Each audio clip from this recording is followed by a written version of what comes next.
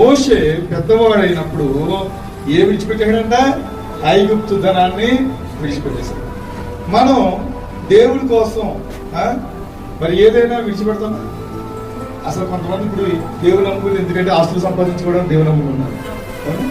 దేవుడు మాకు అది ఇస్తాడు, ఇది ఇస్తాడు, దేవుడు మమ్మల్ని సల్లగా చూస్తాడు.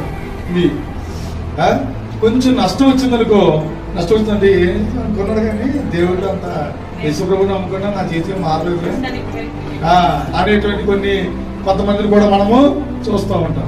కాబట్టి యేసుక్రీస్తు ప్రభుని సొంత రక్షకునిగా అంగీకరించడంలో ముఖ్య ఉద్దేశం ఏంటంటే, నీకు నిత్య జీవం ఉన్నది ఈ స్థితి కంటే, ఈ లోకంలో ఉన్న స్థితి కంటే గొప్ప ఆనందకరమైన స్థితి ఇంకొకటి ఉన్నది.